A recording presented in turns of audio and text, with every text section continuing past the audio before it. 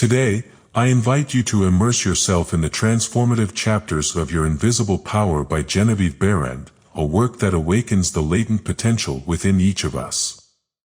This book, which has withstood the test of time since its publication in the early 20th century, is a literary gem that illuminates the path to a fulfilling and satisfying life. The author, a direct disciple of Thomas Troward, shares ancient secrets about the power of the mind and its ability to shape our reality. We will explore how your invisible power guides us through an introspective journey, revealing the keys to unlocking our inner potential and achieving seemingly unattainable goals. The work immerses us in the understanding that our beliefs and thoughts directly shape our experiences. Behren explores the fundamental idea that our minds are powerful tools, capable of attracting and manifesting what we desire. She challenges us to distance ourselves from negativity and focus on positive thinking, thereby creating a reality that reflects our deepest aspirations. As we progress in this literary journey, we witness practical cases and examples illustrating how individuals have transformed their lives by applying the principles revealed in these chapters. The author demonstrates how we can use creative visualization and mental concentration to influence our surroundings and achieve significant changes. Your invisible power reminds us that we are co-creators of our reality, and the key lies in the deep connection between our conscious mind and the infinite power of the universe.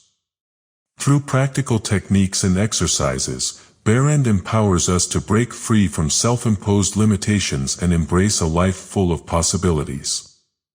In conclusion, dive into the chapters of Your Invisible Power with an open mind and receptive heart.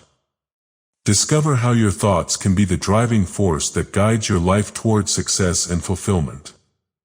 This timeless book is an inspirational guide for those seeking to unlock their potential, change their circumstances, and live the life they have always dreamed of. Are you ready to discover your invisible power? The adventure begins now. Presents Your Invisible Power by Genevieve Behren. Foreword. These pages have been written with purpose, and hope that their suggestions may furnish you a key to open up the way to the attainment of your desires, and to explain that fear should be entirely banished from your effort to obtain possession of the things you desire. This presupposes, of course, that your desire for possession is based upon your aspiration for greater liberty. For example, you feel that the possession of more money, lands, or friends will make you happier, and your desire for possession of these things arises from a conviction that their possession will bring you liberty and happiness.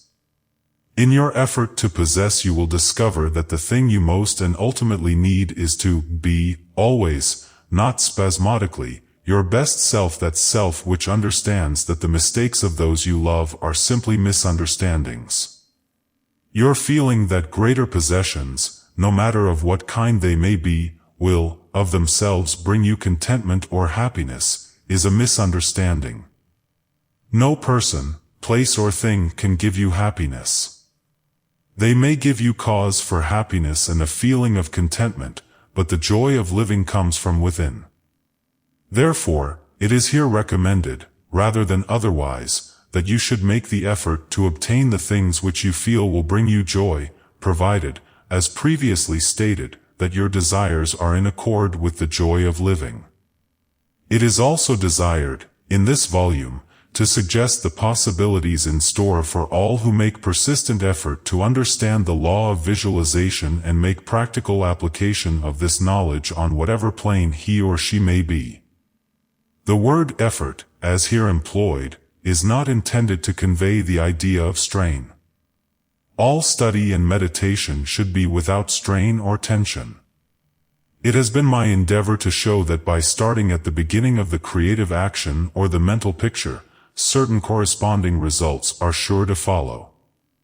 While the laws of the universe cannot be altered, they can be made to work under specific conditions, thereby producing results for individual advancement which cannot be obtained under the spontaneous working of the law provided by nature. However far the suggestions I have given you of the possibilities in store for you through visualizing may carry you beyond your past experience, they nowhere break the continuity of the law of cause and effect. If through the suggestions here given anyone is brought to realize that their mind is a center through and in which all power there is in operation, simply waiting to be given direction in the one and only way through which it can take specific action, and this means reaction in concrete or physical form, then the mission to which this book is dedicated has been fulfilled. Try to remember that the picture you think, feel, and see is reflected into the universal mind, and by the natural law of reciprocal action must return to you in either spiritual or physical form. Knowledge of this law of reciprocal action between the individual and the universal mind opens to you free access to all you may wish to possess or to be. It must be steadfastly borne in mind that all this can only be true for the individual, who recognizes that they derive their power to make an abiding mental picture from the all-originating universal spirit of life, God, and can be used constructively only so long as it is employed, and retained in harmony with the nature of the spirit which originated it. To ensure this, there must be no inversion of the thought of the individual regarding their relationship to this universal originating spirit, which is that of a son or daughter, through which the parent mind acts and reacts. Thus conditioned, whatever you think and feel yourself to be, the creative spirit of life, is bound to faithfully reproduce in a corresponding reaction. This is the great reason for picturing yourself and your affairs as you wish them to be as existing facts, though invisible to the physical eye, and live in your picture. An honest endeavor to do this, always recognizing that your own mind is a projection of the originating spirit, will prove to you that the best there is yours in all your ways. Chapter 1, Order of Visualization. The exercise of the visualizing faculty keeps your mind in order, and attracts to you the things you need to make life more enjoyable in an orderly way. If you train yourself in practice of deliberately picturing your desire and carefully examining it, you will soon find your thought and desires come and proceed in more orderly procession than ever before. Having reached a state of ordered mentality, you are no longer in a constant state of mental hurry. Hurry is fear and consequently destructive. In other words, when your understanding grasps the power to visualize your heart's desire, and hold it with your will, it attracts to you all things requisite to the fulfillment of that picture, by the harmonious vibrations of the law of attraction. You realize that since order is heaven's first law, and visualization places things in their natural element, then it must be a heavenly thing to visualize. Everyone visualizes, whether they know it or not. Visualizing is the great secret of success.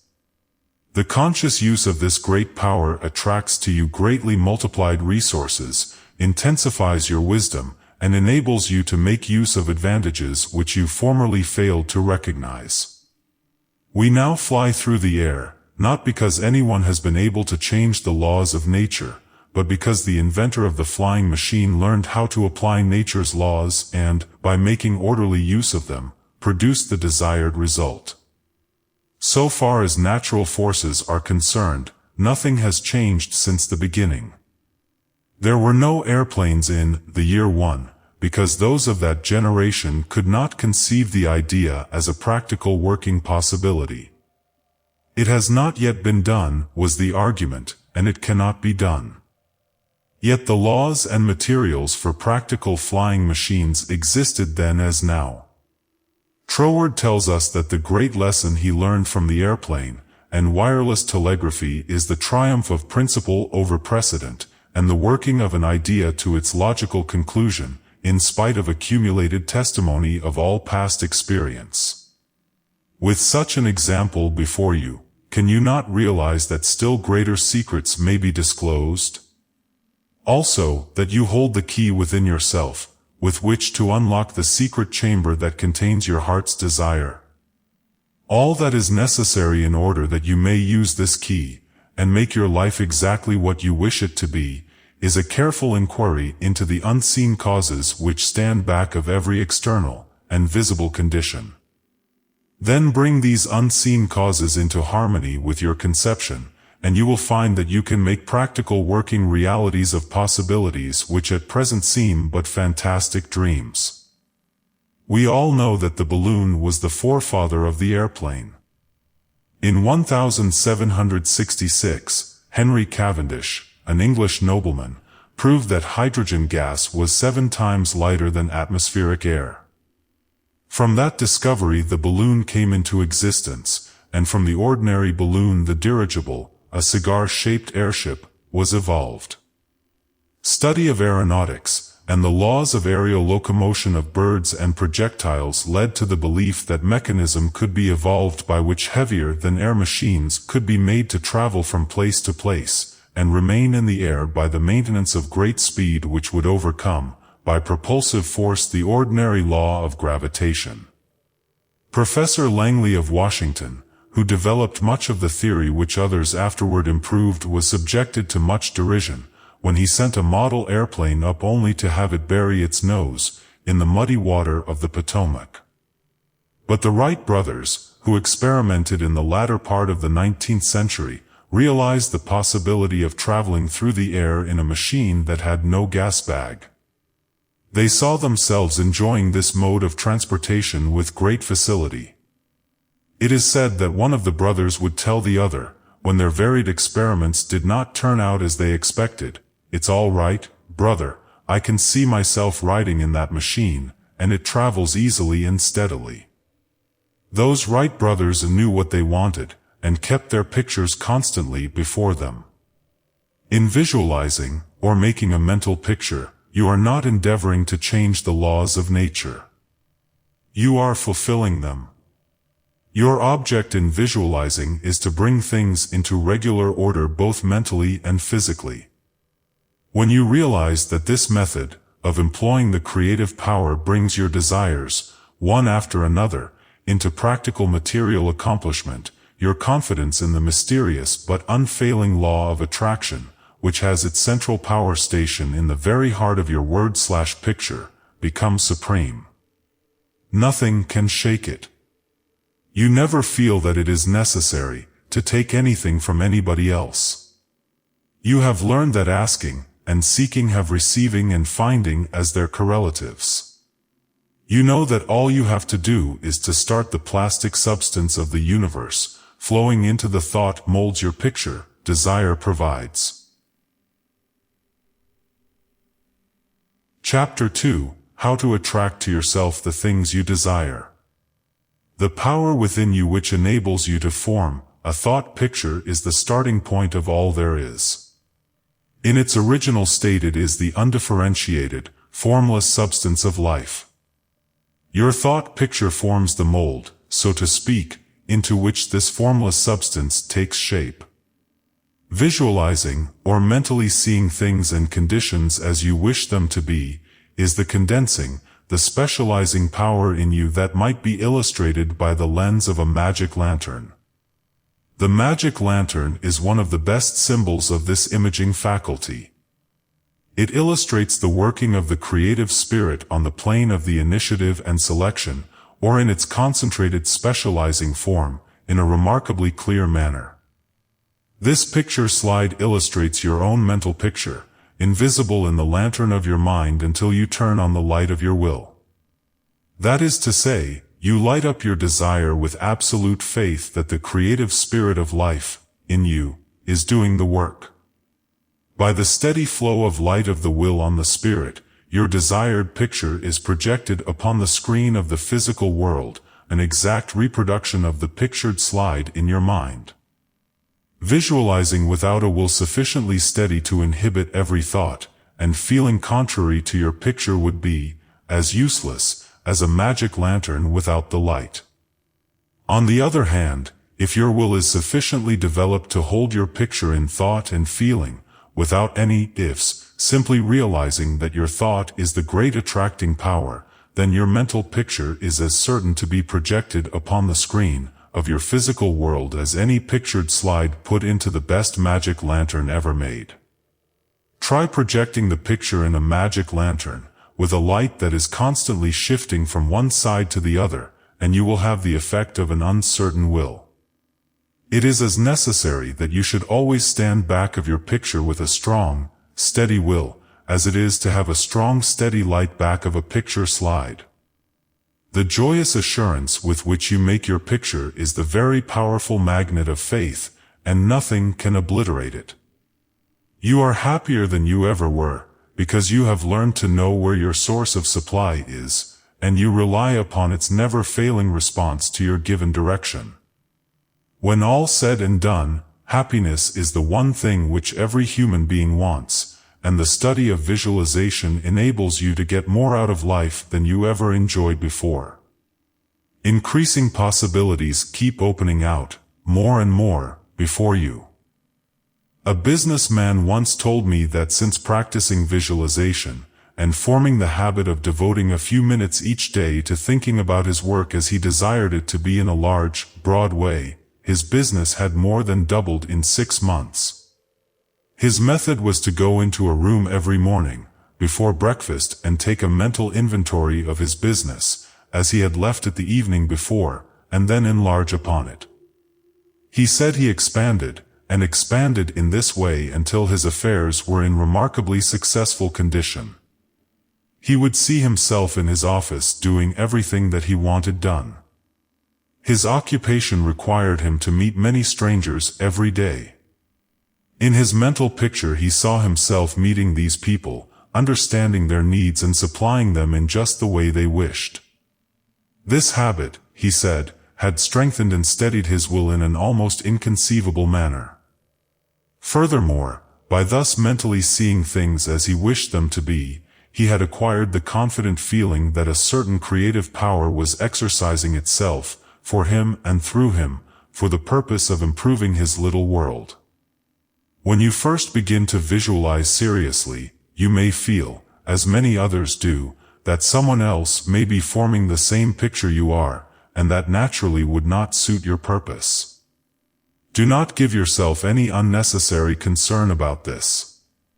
Simply try to realize that your picture is an orderly exercise of the universal creative power specifically applied. Then you may be sure that no one can work in opposition to you. The universal law of harmony prevents this. Endeavor to bear in mind that your mental picture is universal mind exercising its inherent powers of initiative and selection specifically. God, or universal mind, made man for the special purpose of differentiating himself through him. Everything that is, came into existence in this same way, by this self-same law of self-differentiation, and for the same purpose. First the idea, the mental picture or the prototype of the thing, which is the thing itself in its incipiency or plastic form. The great architect of the universe contemplated himself, as manifesting through his polar opposite, matter, and the idea expanded, and projected itself until we have a world, many worlds. Many people ask, but why should we have a physical world at all? The answer is, because it is the nature of originating substance to solidify, under directivity rather than activity, just as it is the nature of wax to harden when it becomes cold, or plaster of Paris to become firm and solid when exposed to the air. Your picture in this same divine substance, in its fluent state taking shape through the individualized center of divine operation, your mind, and there is no power to prevent this combination of spiritual substance from becoming physical form. It is the nature of spirit to complete its work, and an idea is not complete until it has made for itself a vehicle. Nothing can prevent your picture from coming into concrete form, except the same power that gave it birth yourself. Suppose you wish to have a more orderly room.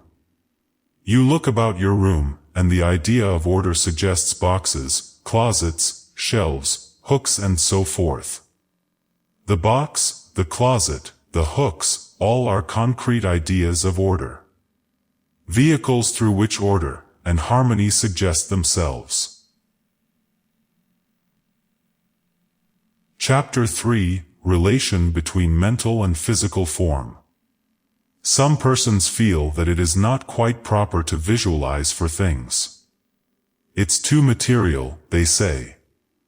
But material form is necessary for the self-recognition of spirit from the individual standpoint.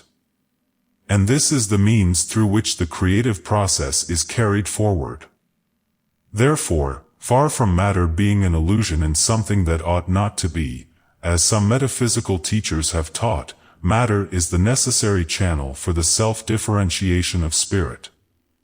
However, it is not my desire to lead you into lengthy and tiresome scientific reasoning in order to remove the mystery of visualization and to put it upon a logical foundation. Naturally, each individual will do this in his own way. My only wish is to point out to you the smoothest way I know, which is the road on which Troward guides me. I feel sure you will conclude as I have, that the only mystery in connection with visualizing is the mystery of life taking form, governed by unchangeable and easily understood laws.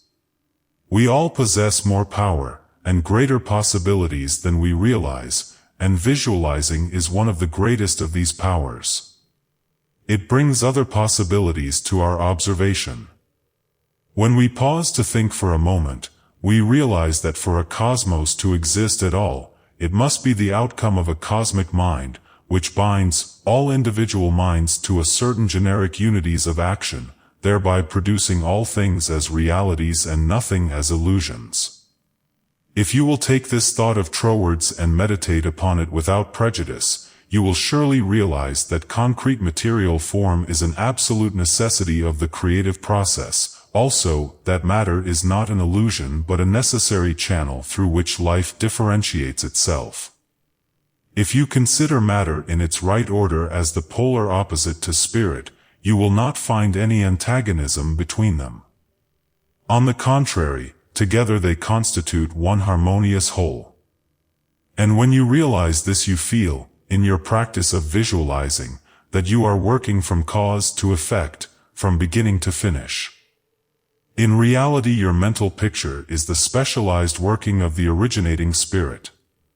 One could talk for hours on purely scientific lines, showing, as Troward says, that raw material for the formation of the solar systems is universally distributed throughout all space. Yet investigation shows that while the heavens are studded with millions of suns, there are spaces that show no signs of cosmic activity.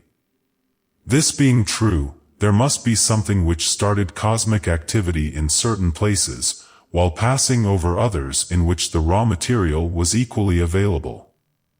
At first thought, one might attribute the development of cosmic energy to the etheric particles themselves. Upon investigation, however, we find this to be mathematically impossible in a medium which is equally distributed throughout space, for all its particles are in equilibrium. Therefore no one particle possesses in itself a greater power of originating motion than the other. Thus we find that the initial movement, though working in and through the particles of primary substance, is not the particles themselves. It is this something we mean when we speak of spirit.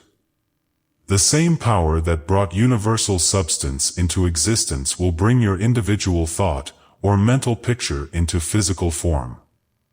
There is no difference of kind in the power. The only difference is a difference of scale. The power and the substance themselves are the same. Only in working out your mental picture it has transferred its creative energy from the universal to the scale of the particular, and is working in the same unfailing manner from its specific center, your mind. Chapter 4: Operation of your mental picture.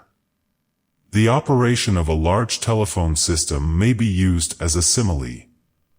The main, or head central, subdivides itself into many branch centrals, every branch being in direct connection with its source, and each individual branch, recognizing the source of its existence, reports all things to its central head.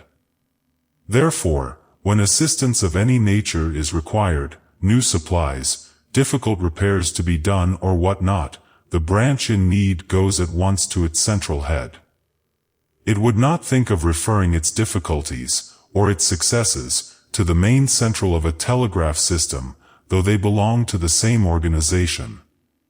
These different branch centrals know that the only remedy for any difficulty must come from the central out of which they were projected.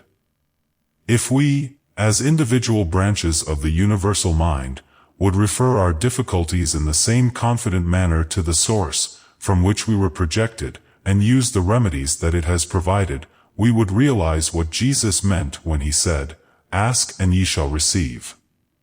Our every equipment would be met. Surely the Father must supply the child.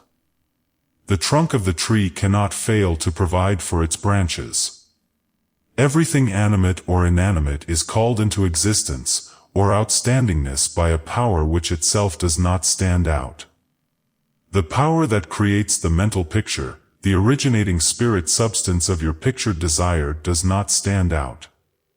It projects the substance of itself that is a solidified counterpart of itself, while it remains invisible to the physical eye. Only those will ever appreciate the value of visualizing who are able to realize Paul's meaning when he said, "The worlds were formed by the word of God." Things which are seen are not made of things which do appear. There is nothing unusual or mysterious in the idea of your pictured desire coming into material evidence. It is the working of a universal natural law. The world was projected by the self-contemplation of the universal mind, and this same action is taking place in its individualized branch, which is the mind of man.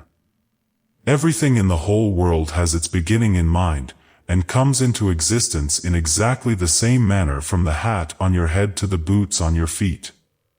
All are projected thoughts, solidified. Your personal advance in evolution depends upon your right use of the power of visualizing, and your use of it depends on whether you recognize that you, yourself, are a particular center through, and in which the originating spirit is finding ever new expression for potentialities already existing within itself. This is evolution, this continual unfolding of existing though outwardly invisible things. Your mental picture is the force of attraction that evolves, and combines the originating substance into specific shape. Your picture is the combining and evolving powerhouse, so to speak, through which the originating creative spirit expressed itself. Its creative action is limitless, without beginning, and without end, and always progressive and orderly. It proceeds stage by stage, each stage being a necessary preparation for the one to follow. Now let us see if we can get an idea of the different stages by which the things in the world have come to be. Troward says, if we can get at the working principle which is producing these results, we can very quickly and easily give it personal application. First, we find that the thought of originating life or spirit about itself is its simple awareness of its own being, and this produced a primary ether, a universal substance out of which everything in the world must grow. Troward also tells us that, though this awareness of being is a necessary foundation for any further possibilities, it is not much to talk about. It is the same with individualized spirit, which is yourself. Before you would entertain the idea of making a mental picture of your desire as being at all practical, you must have some idea of your being, of your I am, and just as soon as you are conscious of your I amness, you begin to wish to enjoy the freedom which this consciousness suggests. You want to do more and be more, and as you fulfill this desire within yourself, localized spirit begins conscious activities in you. The thing you are most concerned with is the specific action of the creative spirit of life, universal mind specialized. The localized God germ in you is your personality, your individuality, and since the joy of absolute freedom is the inherent nature of this God germ, it is natural that it should endeavor to enjoy itself through its specific center. And as you grow in the comprehension that your being, your individuality, is God particularizing himself, you naturally develop divine tendencies. You want to enjoy life and liberty. You want freedom in your affairs as well as in your consciousness, and it is natural that you should. Always with this progressive wish there is a faint thought picture. As your wish and your recognition grow into an intense desire, this desire becomes a clear mental picture. For example, a young lady studying music wishes she had a piano in order to practice at home. She wants the piano so much that she can mentally see it in one of the rooms. She holds the picture of the piano, and indulges in the mental reflection of the pleasure and advantage it will be to have the piano in the corner of the living room. One day she finds it there just as she had pictured it. As you grow in understanding as to who you are, where you came from, and what the purpose of your being is, how you are to fulfill the purpose for which you are intended, you will more and more afford a center through which the creative spirit of life can enjoy itself. And you will realize that there can be but one creative process filling all space, which is the same in its potentiality whether universal or individual. Furthermore, all that there is, whether on the plane of the visible or invisible, had its origin in the localized action of thought or a mental picture, and this includes yourself, because you are universal spirit localized, and the same creative action is taking place through you. Now you are no doubt asking yourself why there is so much sickness and misery in the world. If the same power and intelligence which brought the world into existence is in operation in the mind of man, why does it not manifest itself as strength, joy, health, and plenty? If one can have one's desires fulfilled by simply making a mental picture of that desire, holding on to it with the will, and doing without anxiety, on the outward plane, whatever seems necessary to bring the desire into fulfillment, then there seems no reason for the existence of sickness and poverty.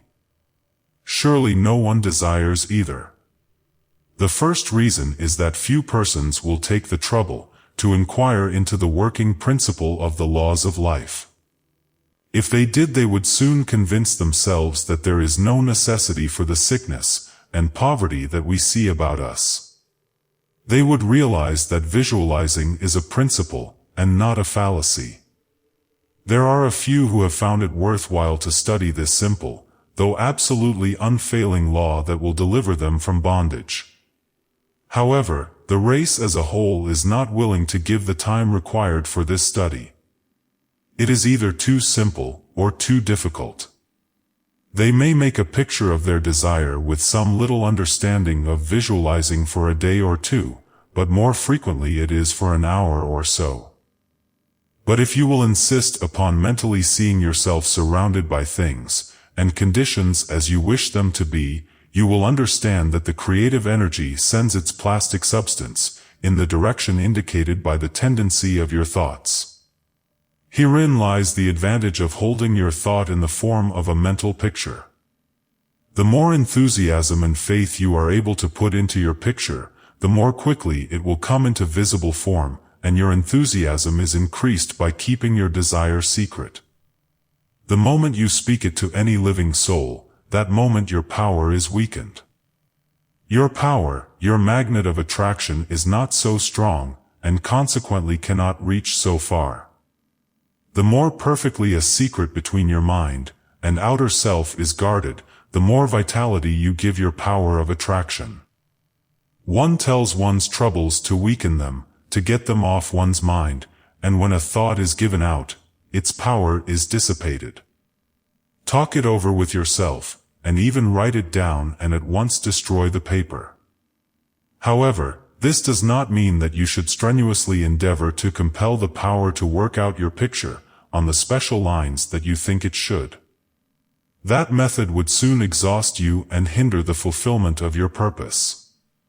A wealthy relative need not necessarily die, or someone lose a fortune on the street to materialize the $10,000 that you are mentally picturing. One of the doormen in the building in which I live heard much of the mental picturing of desires from visitors passing out of my rooms.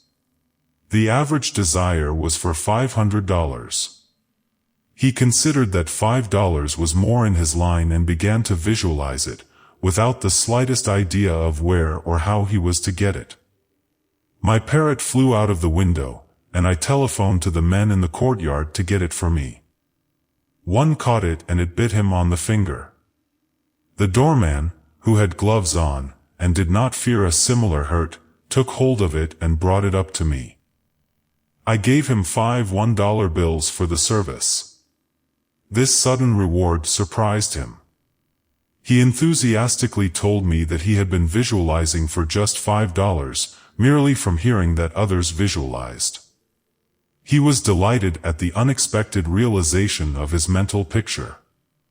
All you have to do is to make such a mental picture of your heart's desire, hold it cheerfully in place with your will, always conscious that the same infinite power which brought the universe into existence brought you into form for the purpose of enjoying itself in and through you.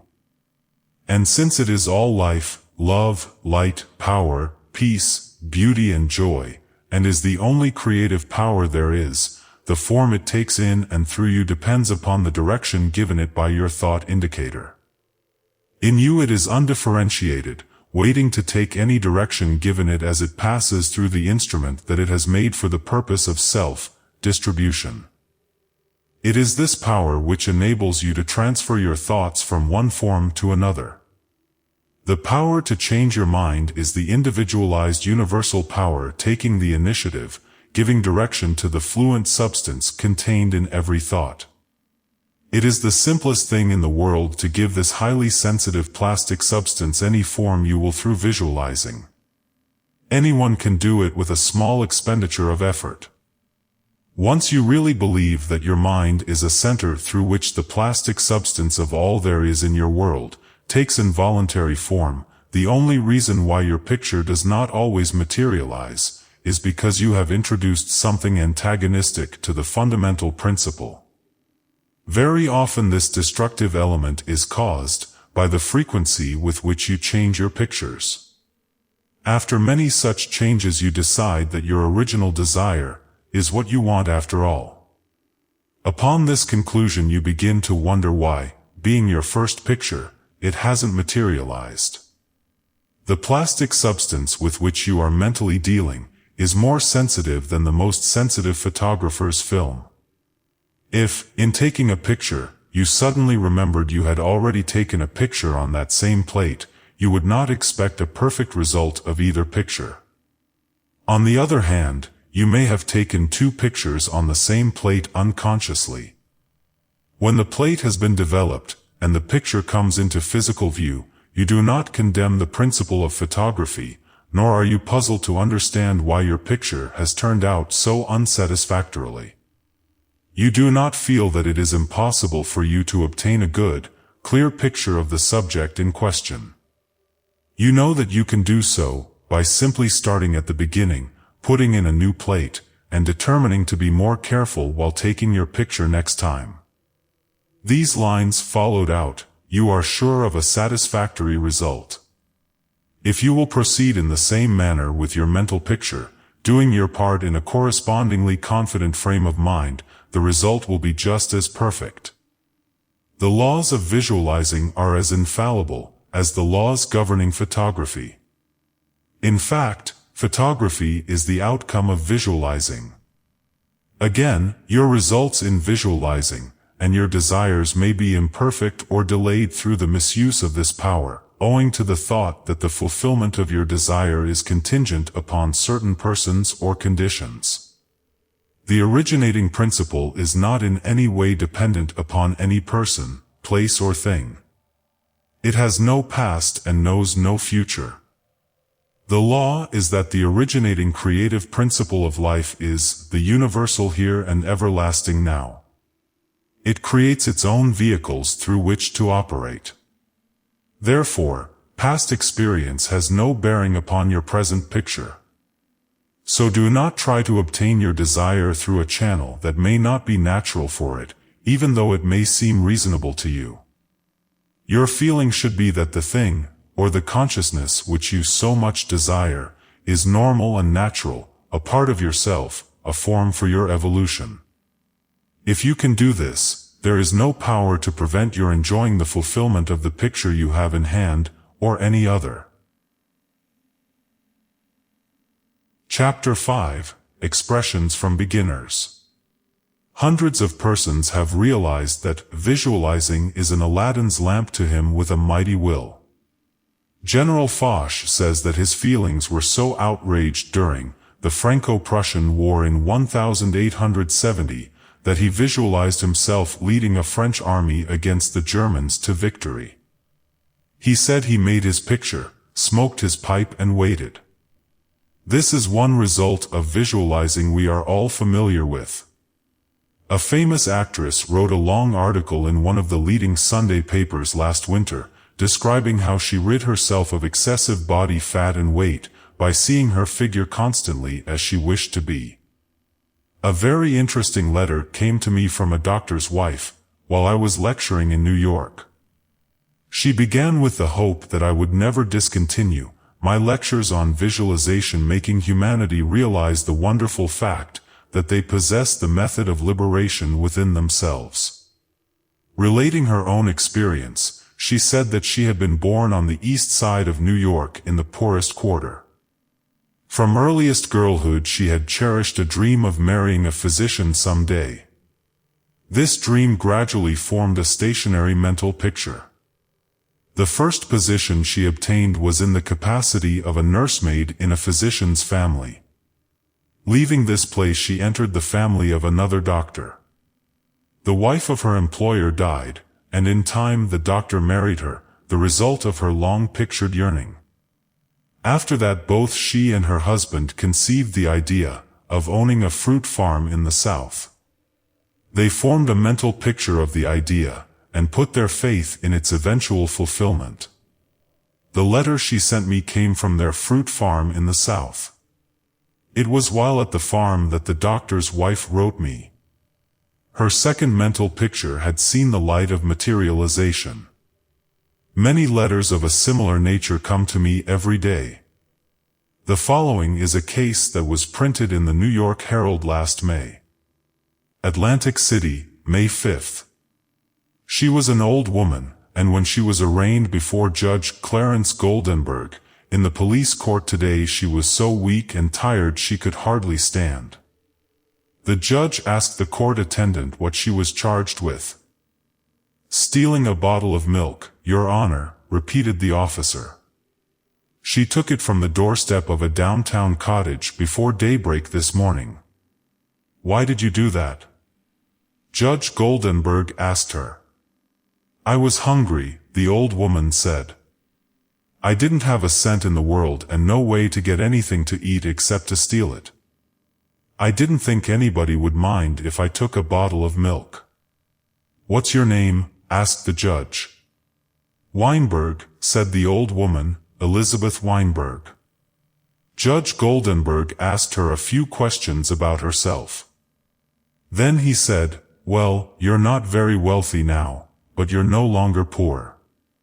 I've been searching for you for months. I've got $500 belonging to you from the estate of a relative. I am the executor of the estate."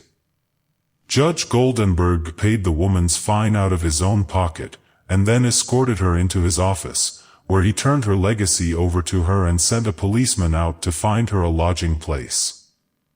I learned later that this little woman had been desiring and mentally picturing $500, while all the time ignorant of how it could possibly come to her.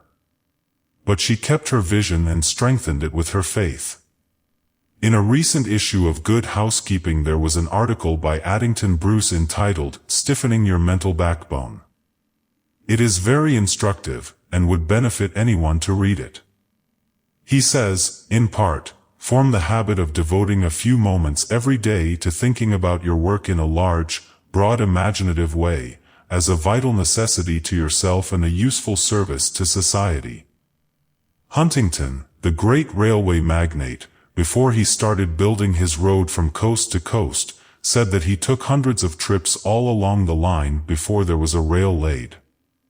It is said that he would sit for hours with a map of the United States before him and mentally travel from coast to coast just as we do now over his fulfilled mental picture. it would be possible to call your attention to hundreds of similar cases.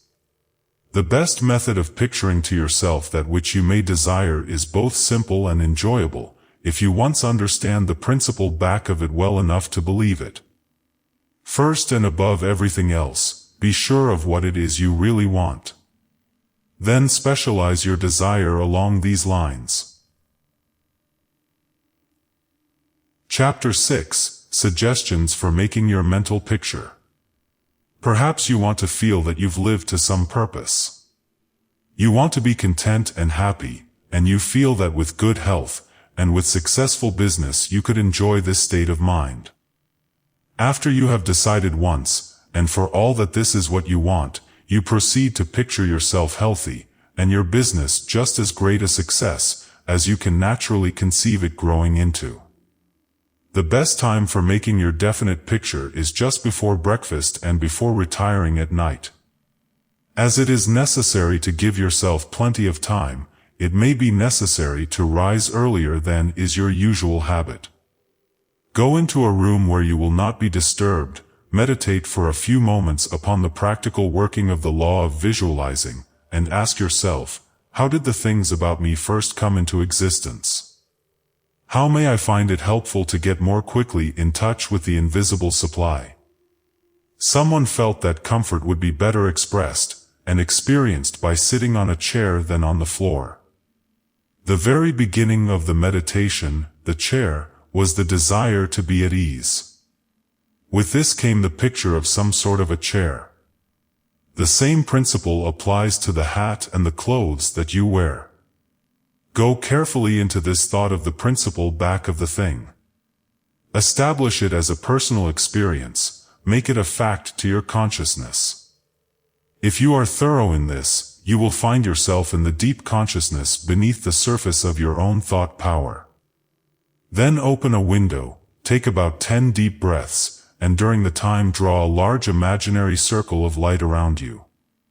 As you inhale, keeping yourself in the center of this circle of light, see great rays of light coming from the circle and entering your body at all points, centralizing itself at your solar plexus. Hold the breath a few moments at this central light of your body, the solar plexus, then slowly exhale. As you do this mentally, see imaginary rays, or sprays, of light going up through the body and down, and out through the feet. Mentally spray your entire body with this imaginary light. When you have finished the breathing exercise, sit in a comfortable upright chair, and mentally know there is but one life, one substance, and this life substance of the universe is finding pleasure in self-recognition in you. Repeat some affirmation of this kind, until you feel the truth and reality of the words that you are affirming. Then begin your picture. Whether your desire is for a state of consciousness or a possession, large or small, begin at the beginning. If you want a house, begin by seeing yourself in the kind of house you desire. Go all through it, taking careful note of the rooms, where the windows are situated, and such other details as help you to feel the reality of your concept. You might change some of the furniture and look into some of the mirrors just to see how healthy, wealthy, and happy you look. Go over your picture again and again until you feel the reality of it, then write it all down just as you have seen it, with the feeling that, the best there is mine. There is no limit to me, because my mind is a center of divine operation, and your picture is as certain to come true, in your physical world, as the sun is to shine. Chapter 7: Things to Remember. In using your thought power for the production of new conditions, 1. Be sure to know what conditions you wish to produce. Then weigh carefully to what further results the accomplishment of your desire will lead. 2. By letting your thought dwell upon a mental picture, you are concentrating the creative spirit to this center, where all its forces are equally balanced. 3. Visualizing brings your objective mind into a state of equilibrium which enables you to consciously direct the flow of spirit to a definitely recognized purpose, and to carefully guide your thought from including a flow in the opposite direction. 4. You must always bear in mind that you are dealing with a wonderful potential energy, which is not yet differentiated into any particular mold, and that by the action of your mind you can differentiate it into any specific mold that you will. Your picture assists you to keep your mind fixed on the fact that the inflow of this creative energy is taking place. Also, by your mental picture you are determining the direction you wish the sensitive creative power to take, and by doing this the externalization of your picture is a certainty. 5. Remember when you are visualizing properly, that there is no strenuous effort on your thoughts to hold your thought forms in place. Strenuous effort defeats your purpose, and suggests the consciousness of an adverse force to be fought against, and this creates conditions adverse to your picture. 6. By holding your picture in a cheerful frame of mind, you shut out all thoughts that would disperse the spiritual nucleus of your picture. Because the law is creative in its action, your pictured desire is certain of accomplishment. 7. The seventh and great thing to remember in visualizing is that you are making a mental picture for the purpose of determining the quality you are giving to the previously undifferentiated substance and energy rather than to arrange the specific circumstances for its manifestation. That is the work of creative power itself. It will build its own forms of expression quite naturally, if you will allow it, and save you a great deal of needless anxiety. What you really want is expansion in a certain direction, whether of health, wealth, or what not, and so long as you get it, as you surely will, if you confidently hold to your picture, what does it matter whether it reaches you by some channel which you thought you could count upon, or through some other of whose existence you had no idea? You are concentrating energy of a particular kind for a particular purpose. Bear this in mind and let specific details take care of themselves, and never mention your intention to anyone. Remember always that nature from her clearly visible surface to her most arcane depths is one vast storehouse of light and good entirely devoted to your individual use. Your conscious oneness with the great whole is the secret of success, and when once you have fathomed this you can enjoy your possession of the whole or a part of it at will, because by your recognition you have made it, and can increasingly make it yours. Never forget that every physical thing, whether for you or against you, was a sustained thought before it was a thing. Thought as thought is neither good nor bad, it is creative action and always takes physical form. Therefore, the thoughts you dwell upon become the things you possess, or do not possess. Chapter 8. Why I took up the study of mental science. I have frequently been questioned about my reasons for taking up the study of mental science, and as to the results of my search, not only in knowledge of principles, but also in the application of that knowledge to the development of my own life and experience. Such inquiries are justifiable, because one who essays the role of a messenger and teacher of psychological truths can only be effective and convincing as he or she has tested them in the laboratory of mental experience. This is particularly true in my case, as the only personal pupil of Thomas Troward, the greatest master of mental science of the present day, whose teaching is based upon the relation born by the individual mind toward the universal creative mind which is the giver of life, and the manner in which that relation may be invoked to secure expansion and fuller expression in the individual life. The initial impulse toward the study of mental science was an overwhelming sense of loneliness. In every life there must come some such experiences of spiritual isolations as, at that period, pervaded my life. Notwithstanding the fact that each day found me in the midst of friends, surrounded by mirth and gaiety, there was a persistent feeling that I was alone in the world. I had been a widow for about 3 years, wandering from country to country, seeking for peace of mind. The circumstances and surroundings of my life were such that my friends looked upon me as an unusually fortunate young woman. Although they recognized that I had sustained a great loss when my husband died, they knew that he had left me well provided for, free to go anywhere at pleasure, and having many friends. Yet, if my friends could have penetrated my inmost emotions, they would have found a deep sense of emptiness and isolation. This feeling inspired a spirit of unrest that drove me on, and on in fruitless search upon the outside for that which, I later learned, could only be obtained from within. I studied Christian Science, but it gave me no solace, though fully realizing the great work the scientists were doing, and even having the pleasure and privilege of meeting Mrs. Eddy personally. But it was impossible for me to accept the fundamental teachings of Christian Science, and make practical application of it. When about to abandon the search for contentment, and resign myself to resume a life of apparent amusement, a friend invited me to visit the great seer and teacher, Abdu'l-Baha. After my interview with this most wonderful of men, my search for contentment began to take a change. He had told me that I would travel the world over seeking the truth, and when I had found it would speak it out. The fulfillment of the statement of this great seer then seemed to be impossible. But it carried a measure of encouragement, and at least indicated that my former seeking had been in the wrong direction. I began in a feeble and groping way to find contentment within myself, for had he not intimated that I should find the truth? That was the big thing, and about the only thing I remember of our interview. A few days later, upon visiting the office of a New Thought practitioner, my attention was attracted to a book on his table entitled The Edinburgh Lectures on Mental Science, by Thomas Troward. It interested me to see that Troward was a retired divisional judge from the Punjab, India. I purchased the book, thinking I would read it through that evening.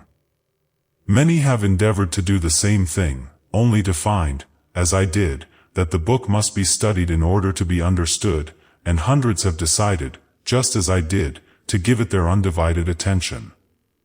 After finding this treasure book, I went to the country for a few days, and while there studied the volume as thoroughly as I could. It seemed extremely difficult, and I decided to purchase another book of Troward's, in the hope that its study might not require so much of an effort. Upon inquiry I was told that a subsequent volume, The Door Lectures, was much the simpler and better of the two books. When I procured it, I found that it must also be studied. It took me weeks and months to get even a vague conception of the meaning of the first chapter of Door, which is entitled Entering into the Spirit of It. I mean by this that it took me months to enter into the spirit of what I was reading. But in the meantime a paragraph from page 26 arrested my attention, as seeming the greatest thing I had ever read. I memorized it and endeavored with all my soul to enter into the spirit of Troward's words. The paragraph reads, "My mind is a center of divine operation." The divine operation is always for expansion and fuller expression, and this means the production of something beyond what has gone before, something entirely new, not included in the past experience, though proceeding out of it by an orderly sequence of growth. Therefore, since the divine cannot change its inherent nature, it must operate in the same manner with me. Consequently, in my own special world, of which I am the center, it will move forward to produce new conditions, always in advance of any that have gone before. It took an effort on my part to memorize this paragraph, but in the endeavor toward this end the words seemed to carry with them a certain stimulus. Each repetition of the paragraph made it easier for me to enter into the spirit of it. The words expressed exactly what I had been seeking for. My one desire was for peace of mind. I found it comforting to believe that the divine operation in me could expand to fuller expression and produce more and more contentment, in fact, a peace of mind and a degree of contentment greater than I had ever known. The paragraph further inspired me with deep interest to feel that the life spark in me could bring into my life something entirely new. I did not wish to obliterate my past experience, but that was exactly what Troward said it would not do.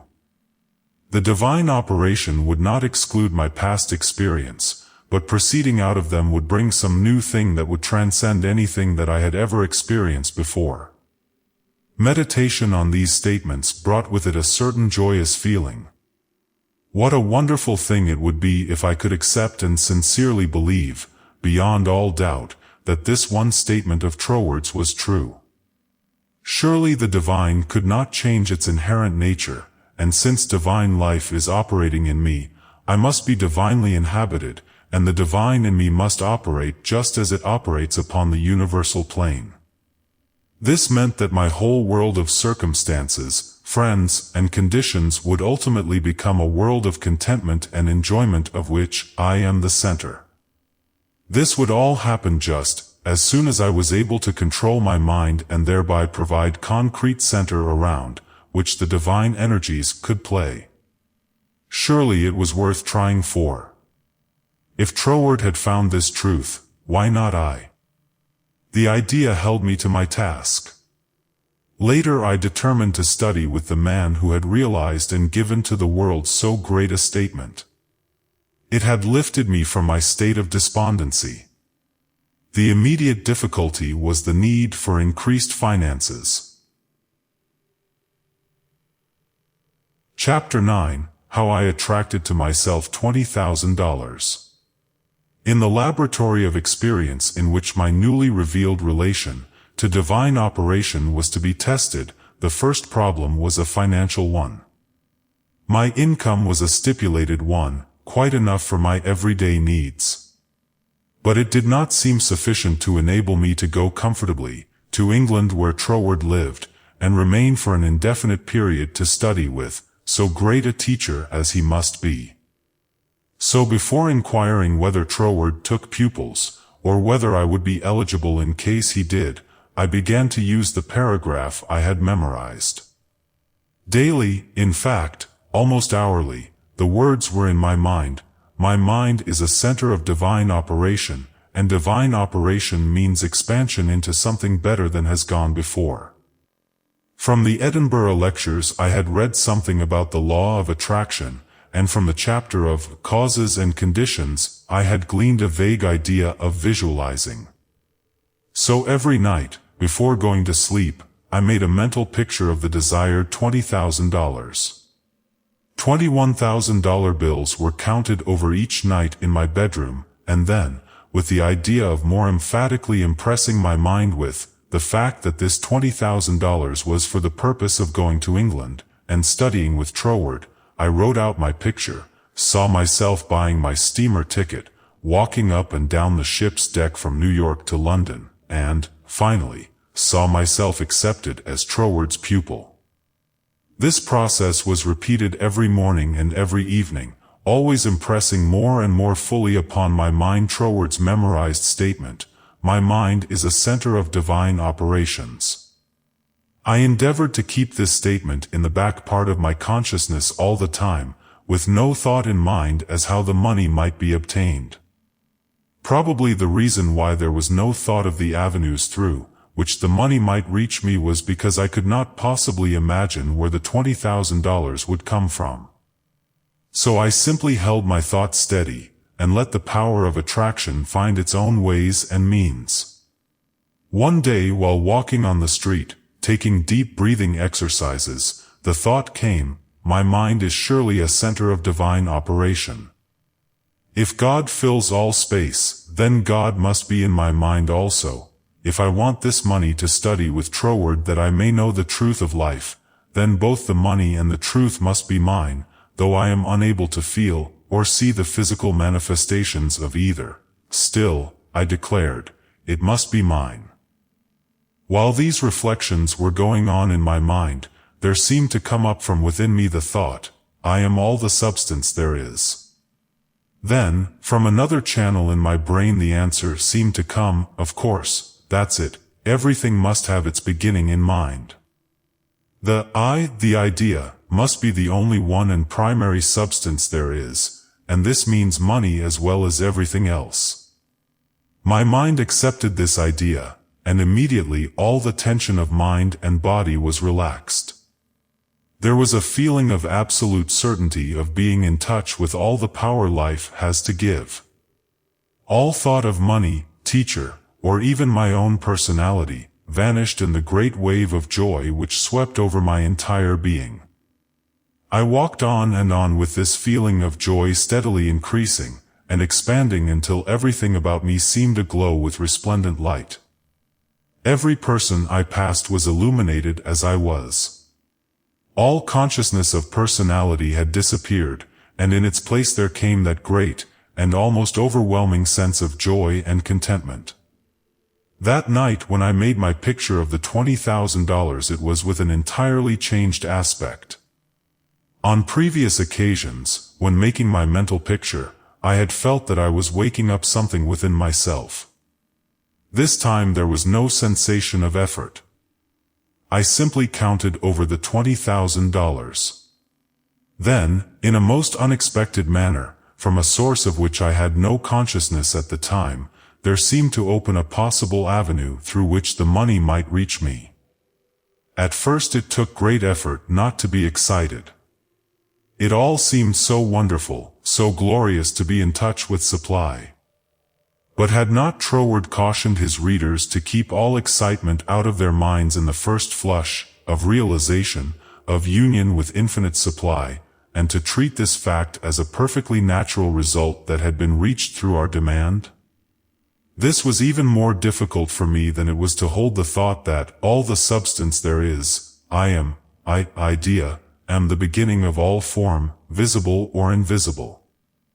Just as soon as there appeared a circumstance which indicated the direction through which the $20,000 might come, I not only made a supreme effort to regard the indicated direction calmly as the first sprout of the seed I had sown in the Absolute, but left no stone unturned to follow up that direction by fulfilling my part. By so doing, one circumstance seemed naturally to lead to another, until, step by step, my desired $20,000 was secured. To keep my mind poised and free from excitement was my greatest effort. This first concrete fruition of my study of mental science as expounded by Troward's book had come by a careful following of the methods he had outlined. In this connection, therefore, I can offer to the reader no better gift than to quote Troward's book, The Edinburgh Lectures, from which may be derived a complete idea of the line of action I was endeavoring to follow. In the chapter on causes and conditions he says, to get good results we must properly understand our relation to the great impersonal power we are using. It is intelligent, and we are intelligent, and the two intelligences must cooperate. We must not fly in the face of the law expecting it to do for us what it can only do through us, and we must therefore use our intelligence, with the knowledge that it is acting, as the instrument of a greater intelligence, and because we have this knowledge we may and should cease from all anxiety as to the final result. In actual practice we must first form the ideal conception of our object with the definite intention of impressing it upon the universal mind. It is this thought that takes such thought out of the region of mere casual fancies, and then affirm that our knowledge of the law is sufficient reason for a calm expectation of a corresponding result, and that therefore all necessary conditions will come to us in due order. We can then turn to the affairs of our daily life with the calm assurance that the initial conditions are either there already, or will soon come into view. If we do not at once see them, let us rest content with the knowledge that the spiritual prototype is already in existence, and wait till some circumstance pointing in the desired direction begins to show itself. It may be a very small circumstance, but it is the direction and not the magnitude that is to be taken into consideration. As soon as we see it we should regard it as the first sprouting of the seed sown in the Absolute, and do calmly, and without excitement, whatever the circumstances seem to require, and then later on we shall see that this doing will in turn lead to a further circumstance in the same direction, until we find ourselves conducted, step by step, to the accomplishment of our object. In this way the understanding of the great principle of the law of supply will, by repeated experiences, deliver us more and more completely out of the region of anxious thought and toilsome labor, and bring us into a new world where the useful employment of all our powers, whether mental or physical, will only be an unfolding of our individuality upon the lines of its own nature, and therefore a perpetual source of health and happiness, a sufficient inducement, surely, to the careful study of the laws governing the relation between the individual and the universal mind. To my mind, then as now, this quotation outlines the core and center of the method and manner of approach necessary for coming in touch with infinite supply. At least it, together with the previously quoted statement, my mind is a center of divine operation, constituted the only apparent means of attracting to myself the $20,000. My constant endeavor to get into the spirit of these statements, and to attract to myself this needed sum, was about 6 weeks, at the end of which time I had in my bank the required $20,000. This could be made into a long story, giving all the details, but the facts, as already narrated, will give you a definite idea of the magnetic condition of my mind while the $20,000 was finding its way to me.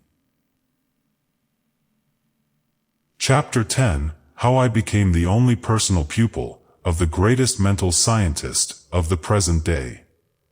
As soon as the idea of studying with Troward came to me, I asked a friend to write to him for me, feeling that perhaps my friend could put my desire in better, or more persuasive terms than I could employ. To all the letters written by this friend I received not one reply. This was so discouraging that I would have completely abandoned the idea of becoming Troward's pupil except for the experience I had that day on the street when my whole world was illuminated, and I remembered the promise, all things whatsoever thou wilt, believe thou hast received, and thou shalt receive. With this experience in my mind, my passage to England was arranged, notwithstanding the fact that apparently my letters were ignored. We wrote again, however, and finally received a reply, very courteous though very positive. Troward did not take pupils, he had no time to devote to a pupil. Notwithstanding this definite decision, I declined to be discouraged because of the memory of my experience upon the day when the light and the thought came to me, I am all the substance there is. I seemed to be able to live that experience over at will, and with it there always came a flood of courage and renewed energy. We journeyed on to London, and from there telegraphed Troward, asking for an interview. The telegram was promptly answered, by Troward setting a date when he could see us. At this time Troward was living in Rouen Manor, a little out-of-the-way place in the southern part of England, about 20 miles from a railway station. We could not find it on the map, and with great difficulty Cook's touring agency in London located the place for us. There was very little speculation in my mind as to what Troward would say to me in this interview. There always remained the feeling that the truth was mine, also that it would grow and expand in my consciousness until peace and contentment were outward as well as inward manifestations of my individual life.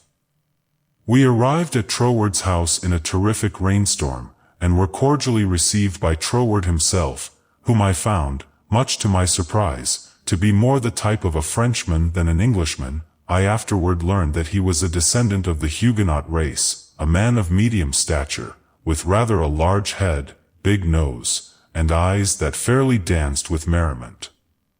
After we had been introduced to the other members of the family and given a hot cup of tea, we were invited into the living room where Troward talked very freely, of everything except my proposed studies.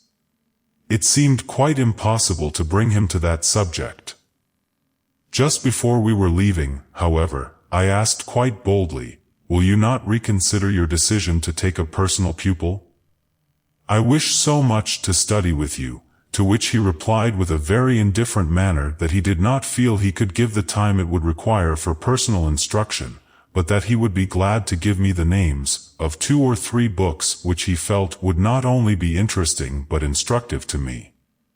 He said he felt much flattered, and pleased that I had come all the way from America to study with him, and as we walked out through the lane from his house to our automobile his manner became less indifferent, a feeling of sympathy seemed to touch his heart, and he turned to me with the remark, "You might write to me, if so inclined, after you get to Paris, and perhaps, if I have time in the autumn, we could arrange something, though it does not seem possible now." I lost no time in following up his very kind invitation to write. My letters were all promptly and courteously answered, but there was never a word of encouragement as to my proposed studies. Finally, about 2 months later, there came a letter with the question in it, "What do you suppose is the meaning of this verse in the 21st chapter of Revelation? And the city lieth foursquare, and the length is as large as the breadth, and he measured the city with the reed, 12,000 furlongs. The length and the breadth and the height of it are equal." Instinctively I knew that my chance to study with Troward hung upon my giving the correct answer to that question. The definition of the verse seemed utterly beyond my reach. Naturally, answers came to my mind, but I knew intuitively that none was correct. I began bombarding my scholarly friends and acquaintances with the same question. Lawyers, doctors, priests, nuns, and clergymen, all over the world, received letters from me with this question in them. Later answers began to return to me, but intuition told me that none was correct. All the while I was endeavoring to find the answer for myself, but none seemed to come. I memorized the verse in order that I might meditate upon it. I began a search of Paris for the books Troward had recommended to me, and after 2 or 3 days' search we crossed the river Seine to the Isle de Sight to go into some of the old bookstores there. They were out of print, and these were the best places to find them in. Finally we came upon a little shop that had the books there. These were the last copies the man had, consequently the price was high. While remonstrating with the clerk, my eye rested upon the work of an astrologer, which I laughingly picked up and asked, "Do you think Professor would read my horoscope?" The clerk looked aghast at the suggestion, and responded, "Why, no, madam, this is one of France's greatest astrologers. He does not read horoscopes." In spite of this answer, there was a persistent impulse within me to go to the man.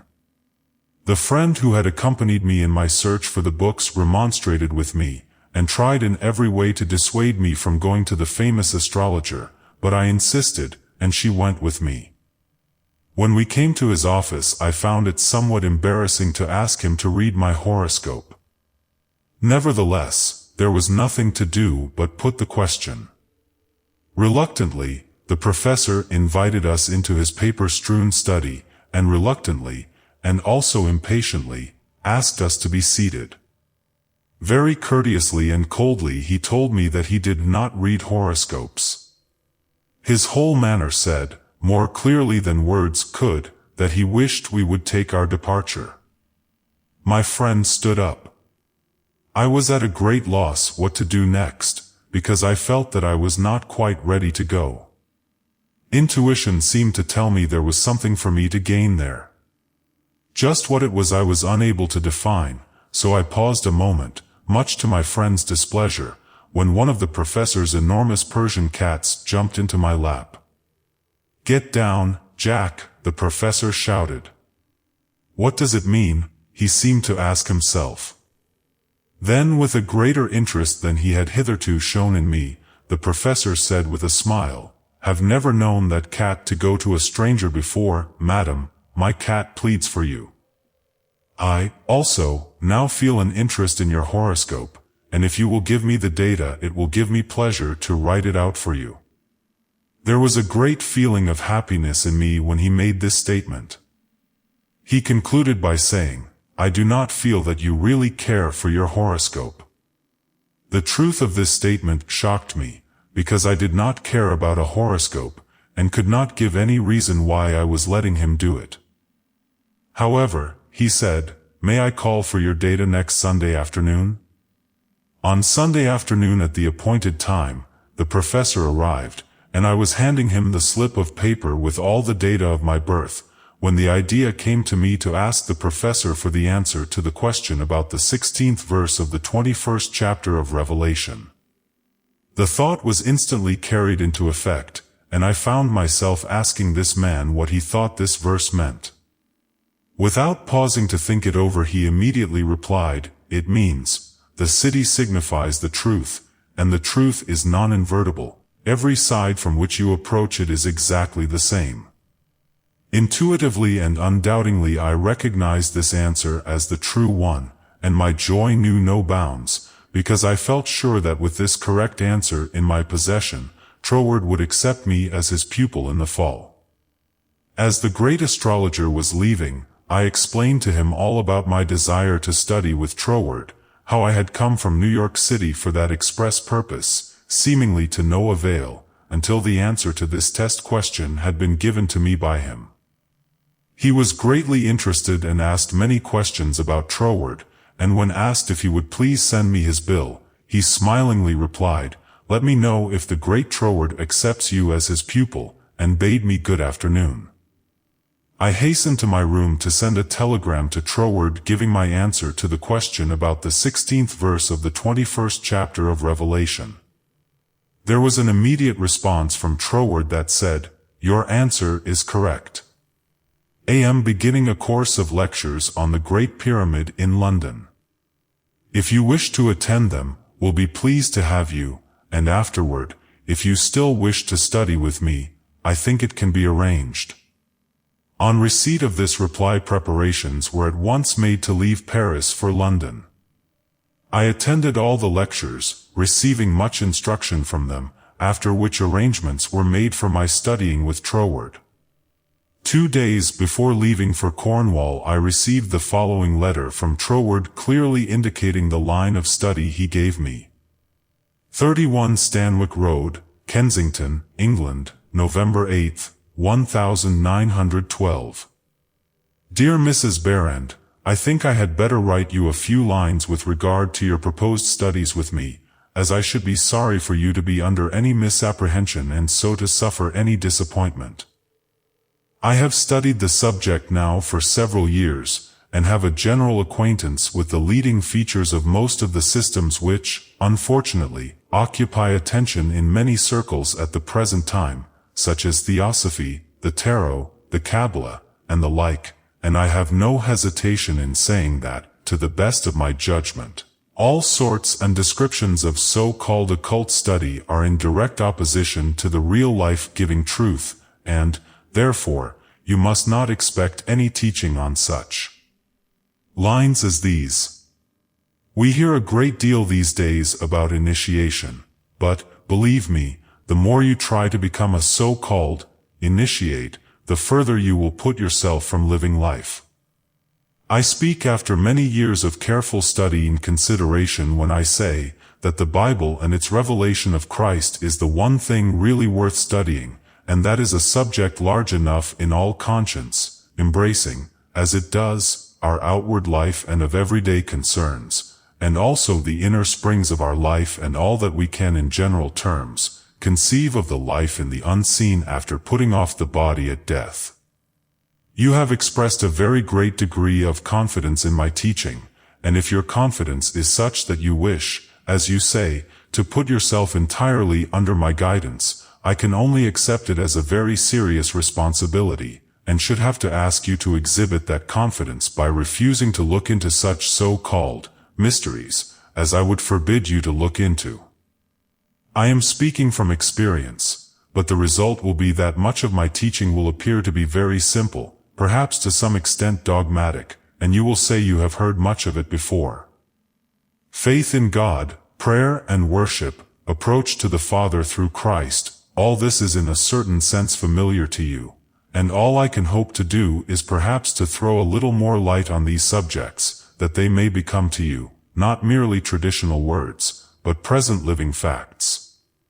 I have been thus explicit as I do not want you to have any disappointment, and also I should say that our so-called course of study will be only friendly conversations at such times as we can fit them in, either you coming to our house, or I to yours, as may be most convenient at the time. Also, I will lend you some books that will be helpful, but they are very few, and in no sense occult.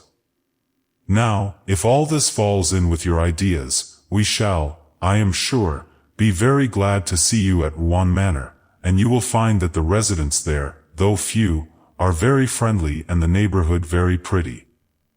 But, on the other hand, if you feel that you want some other source of learning, do not mind saying so, only you will never find any substitute for Christ. I trust you will not mind my writing you like this, but I do not want you to come all the way down to Cornwall, and then be disappointed. With kindest regards, yours sincerely, signed, Troward. This copy of Troward's letter, to my mind, is the greatest thing I can give you. Chapter 11. How to bring the power in your word into action. In your every word there is the power germ that expands and projects itself in the direction your word indicates, and ultimately develops into physical expression. For example, you wish to establish joy in your consciousness. Just repeat the word joy secretly, persistently, and emphatically. The joy germ begins to expand and project itself until your whole being is filled with joy. This is not a mere fancy, but a truth. Once you experience this power, you will daily prove that these facts have not been fabricated to fit a theory, but the theory has been built up by careful observation of facts. Everyone knows that joy comes from within.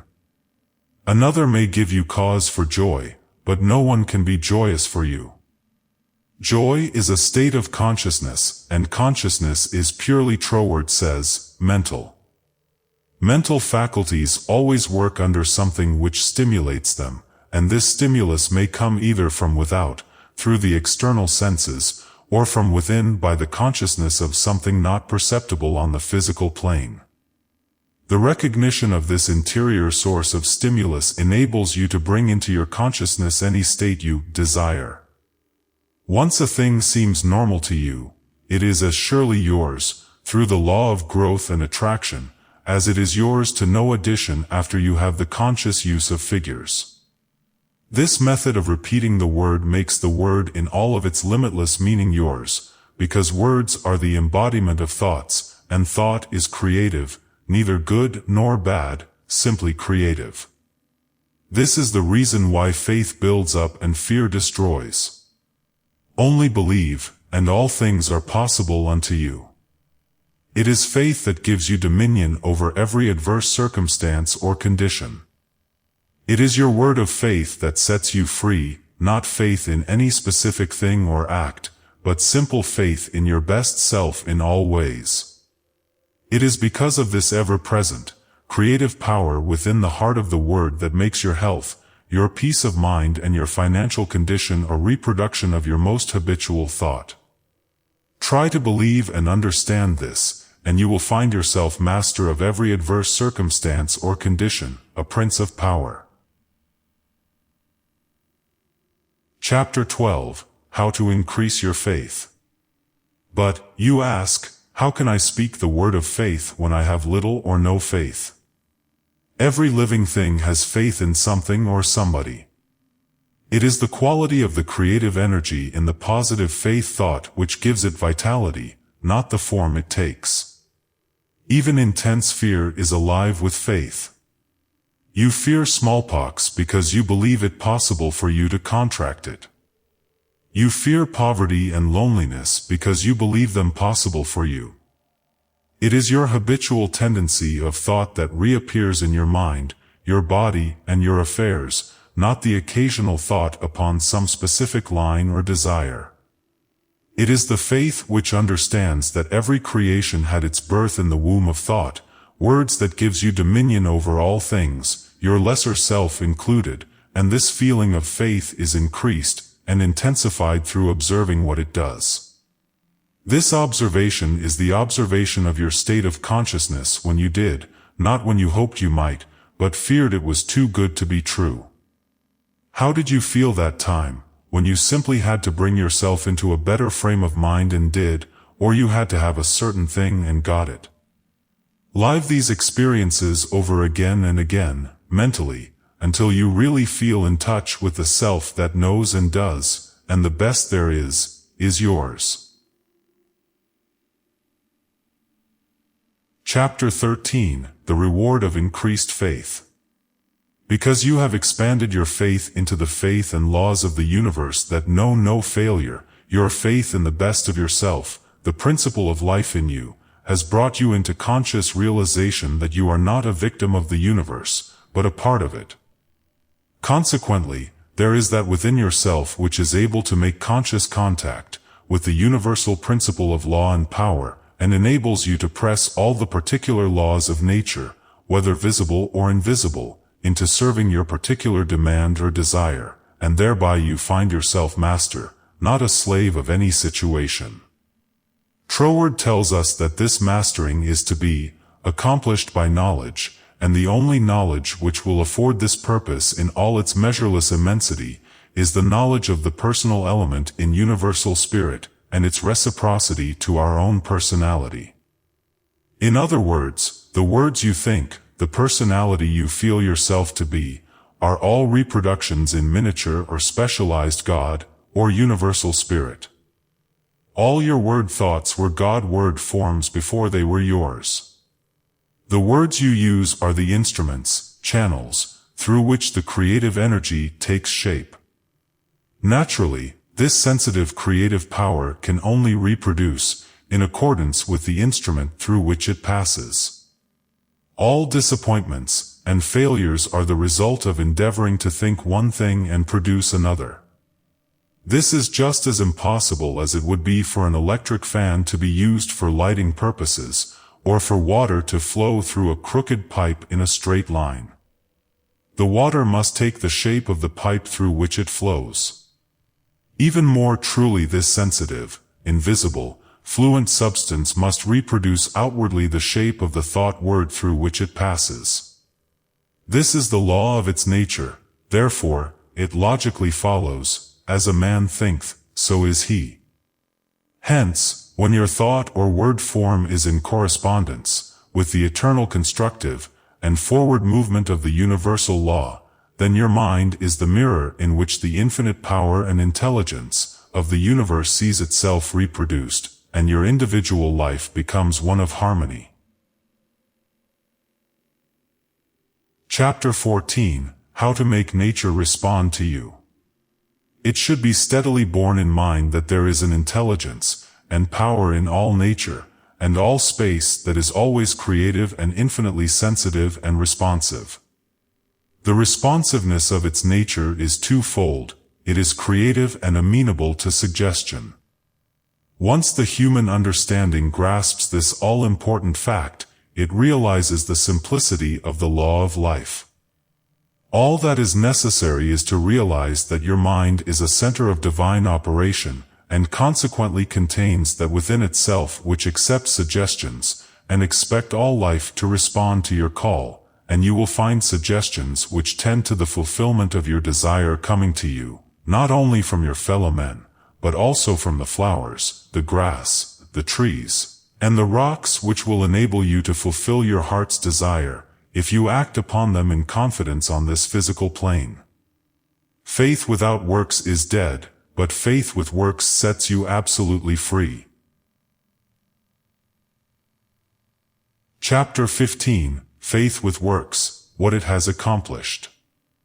It is said of Tyson, the great Australian millionaire, that the suggestion to make the desert land of Australia blossom as the rose came to him from a modest little Australian violet while he was working as a bushman for something like 3 shillings a day. He used to find these friendly little violets growing in certain places in the woods, and something in the flower touched something akin to itself in the mind of Tyson, and he would sit on the side of his bunk at night and wonder how flowers and vegetable life could be given an opportunity to express itself in the desert land of Australia. No doubt he realized that it would take a long time to save enough money to put irrigating ditches in the desert lands, but his thought and feeling were sure it could be accomplished, and if it could be done, he could do it. If there was a power within himself that was able to capture the idea, then there must be a responsive power within the idea itself that could bring itself into a practical physical manifestation. He resolutely put aside all questions as to the specific ways and means which would be employed in bringing his desire into physical manifestation, and simply kept his thought centered upon the idea of making fences and seeing flowers and grass where none existed. Since the responsiveness of reproductive creative power is not limited to any local condition of mind, his habitual meditation and mental picture set his ideas free to roam in an infinitude, and attract to themselves other ideas of a kindred nature. Therefore, it was not necessary for Tyson to wait and see his ideas and desires fulfilled, until he had saved from his 3 shillings a day enough money to irrigate the land, for his ideas found other ideas in the financial world which were attuned in sympathy with themselves, and doors of finance were quickly opened. All charitable institutions are maintained upon the principle of the responsiveness of life. If this were not true, no one would care to give, simply because another needed. The law of demand and supply, cause and effect, can never be broken. Ideas attract to themselves kindred ideas. Sometimes they come from a flower, a book, or out of the invisible. You are sitting or walking, intent upon an idea not quite complete as to the ways and means of fulfillment, and behold, along comes another idea, from no one can tell where, and finds friendly lodging with your idea, one idea attracting another, and so on until your desires are physical facts. You may feel the necessity for an improvement in your finances, and wonder how this increase is to be brought about, when there seems suddenly to come from within the idea that everything had its birth in thought, even money, and your thoughts turn their course. You simply hold to the statement or affirmation that the best, and all there is yours. Since you are able to capture ideas from the infinite through the instrument of your intuition, you let your mind rest upon that thought, knowing full well that this very thought will respond to itself. Your inhibition of the thought of doubt and feeling of anxiety enables the reassuring ideas to establish themselves and attract to themselves I can and I will ideas, which gradually grow into physical form of the desire in mind. In the conscious use of the universal power to reproduce your desires in physical form, 3 facts should be borne in mind. First, all space is filled with a creative power. Second, this creative power is amenable to suggestion. Third, it can only work by deductive methods.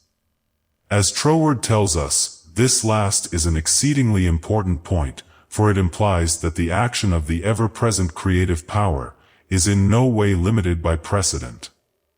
It works according to the essence of the spirit of the principle.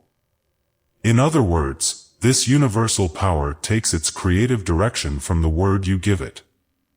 Once man realizes this great truth, it becomes the most important of all his consideration, with what character this sensitive reproductive power is invested.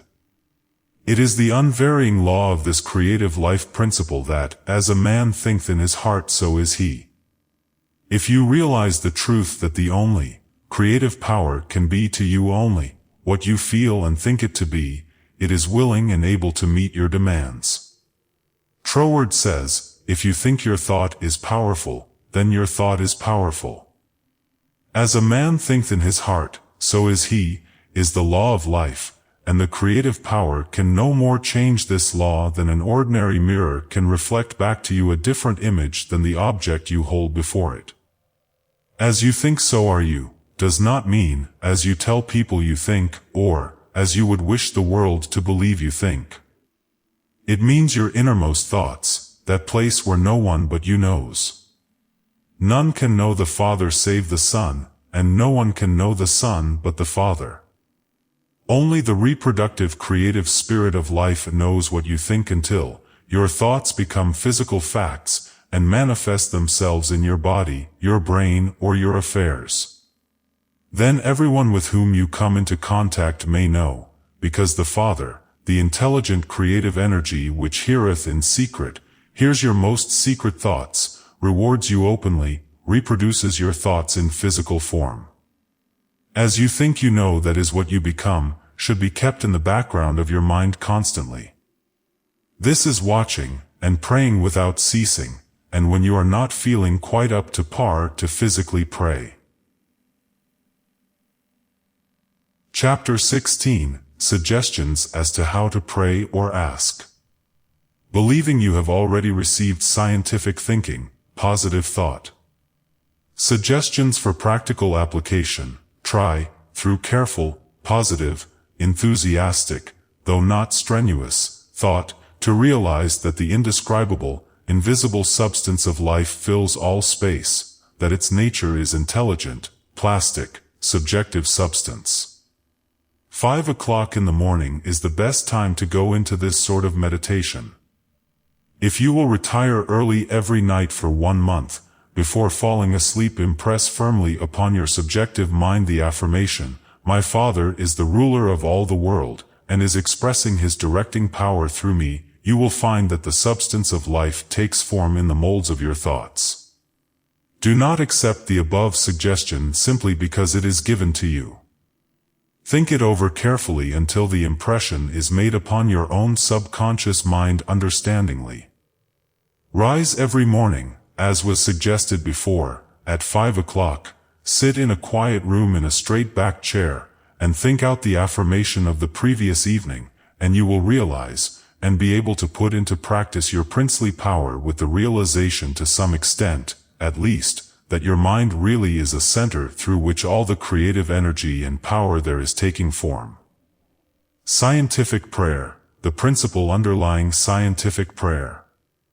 In prayer for a change in condition, physical, mental or financial for yourself or another, bear in mind that the fundamental necessity for the answer to prayer is the understanding of the scientific statement, "Ask, believing you have already received and you shall receive." This is not as difficult as it appears on the surface, once you realize that everything has its origin in the mind, and that which you seek outwardly, you already possess. No one can think a thought in the future. Your thought of a thing constitutes its origin. Therefore, the thought form of the thing is already yours as soon as you think it. Your steady recognition of this thought possession causes the thought to concentrate, to condense, to project itself and to assume physical form. To get rich through creation. The recognition or conception of new forces of wealth is the loftiest aspiration you can take into your heart, for it assumes and implies the furtherance of all noble aims. Items to be remembered about prayer for yourself or another. Remember that that which you call treatment or prayer is not, in any sense, hypnotism. It should never be your endeavor to take possession of the mind of another. Remember that it should never be your intention to make yourself believe that which you know to be untrue. You are simply thinking into God or first cause with the understanding that, if a thing is true at all, there is a way in which it is true throughout the universe. Remember that the power of thought works by absolutely scientific principles. These principles are expressed in the language of the statement, "As a man thinketh in his heart, so is he." This statement contains a world of wisdom, but man's steady recognition and careful application of the statement itself is required to bring it into practical use. Remember that the principles involved in being as we think in our heart are elucidated and revealed by the law, "As you sow, you shall reap." Remember that your freedom to choose just what you will think, just what thought possession you will affirm and claim, constitutes God's gift to you. It shows how First Cause has endowed every man with the power and ability to bring into his personal environment whatever he chooses. Cause and effect in reference to getting. If you plant an acorn, you get an oak. If you sow a grain of corn, you reap a stalk and many kernels of corn. You always get the manifestation of that which you consciously or unconsciously affirm and claim, habitually declare and expect, or in other words, as you sow, therefore, sow the seeds of I am, I ought, I can, I will realize that because you are you ought, that because you ought, you can, that because you can, you do. The manifestation of this truth, even in a small degree, gives you the indisputable understanding that dominion is your charter right. You are an heir of first cause, endowed with all the power He has. God has given you everything. All is yours, and you know that all you have to do is to reach out your mental hand and take it. This formula may serve as a pattern to shape your own prayer or affirmation into God for the benefit of another or yourself. If for another, you speak the Christian name of the person you wish to help, then dismiss their personality entirely from your consciousness. Intensify your thought by meditating upon the fact that there is that in you which finds the way, which is the truth and is the life. You are affirming this fact, believing that since you are thinking this, it is already yours. Having lifted up your feeling to the central idea of this meditation, you examine your own consciousness to see if there is aught which is unlike God. If there is any feeling of fear, worry, malice, envy, hatred, or jealousy, turn back in your meditation to cleanse your thought through the affirmation that God's love and purity fill all space, including your heart and soul. Reconcile your thought with the love of God, always remembering that you are made in the image and likeness of love. Keep this cleansing thought in mind until you feel that you have freed your consciousness entirely of all thoughts and feelings other than love and unity with all humanity. Then, if denials do not disturb you, deny all that is unlike your desired manifestation. This accomplished, you almost overlay your denial with the affirmative thought that you are made in the image and likeness of God, and that you already have your desire fulfilled in its original spiritual or thought form. Closing of prayer. Prayer as a method of thought is a deliberate use of the law which gives you the power of dominion over everything, which tends in any way to hamper your perfect liberty. You have been given life that you may enjoy it more, and more fully. The steady recognition of this truth makes you declare yourself a prince of power. You recognize, accept, and use this power as a child of a king, and hence dominion is your birthright. Then when you feel the light of this great truth flooding your consciousness, open the floodgates of your soul in heartfelt praise that you have the understanding that the Creator and His creation are one. Also that the Creator is continually creating through His creation. Close your treatment in the happy assurance that the prayer which is fulfilled is not a form of supplication but a steady habitual affirming that the Creator of all creation is operating specifically through you. Therefore the work must be perfectly done. Your mind is a center of divine operation. Hints for application and practice. For every 5 minutes given to reading and study of the theories of mental science, spend 15 minutes in the use and application of the knowledge acquired. 1. Spend 1 minute in every 24 hours in conscientiously thinking over the specification that must be observed in order to have your prayers answered. 2. Practice the steady recognition of desirable thought possession for 2 periods of 15 minutes each every day. Not only time yourself each period to see how long you can keep a given conception before your mental vision, but also keep a written record of the vividness with which you experience your mental image. Remember that your mental senses are just as varied and trainable as your physical ones. 3. Spend 5 minutes every day between 12 noon and 1 o'clock with a mental search for new sources of wealth. Chapter 17. Things to remember. Remember that the greatest mental scientist the world has ever known, Jesus Christ, the man, said all things are possible unto you. Also the things I do you can do. Did he tell the truth? Jesus did not claim to be more divine than you are. He declared the whole human race children of God. By birth he was no exception to this rule. The power he possessed was developed through his personal effort. He said you could do the same if you would only believe in yourself. A great idea is valueless unless accompanied by physical action. God gives the idea, man works it out upon the physical plane. All that is really worthwhile is contentment. Self-command alone can produce it. The soul and body are one. Contentment of mind is contentment of soul, and contentment of soul means contentment of body. If you wish health, watch your thoughts, not only of your physical being, but your thoughts about everything and everybody. With your will keep them in line with your desire, and outwardly act in accordance with your thoughts, and you will soon realize that all power both over thoughts and conditions has been given to you. You believe in God. Believe in yourself as the physical instrument through which God operates. Absolute dominion is yours when you have sufficient self-mastery to conquer the negative tendency of thoughts and actions. Ask yourself daily, what is the purpose of the power which put me here?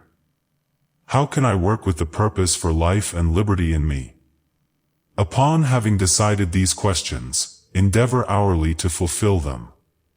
You are a law unto yourself.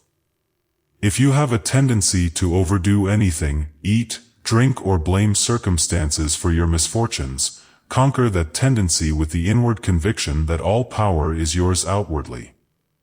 Eat less, drink less, blame circumstances less, and the best there is will gradually grow in the place where the worst seem to be. Always remember that all is yours to use, as you will. You can if you will you do. God the Father blesses you with all He has to give. Make good godly use of it. The reason for greater success when you first began your studies and demonstrations in mental science is that your joy and enthusiasm at the simple discovery of the power within was greater than you have been able to put into your understanding later. With increased understanding put increasing joy and enthusiasm, and the results will correspond. The end.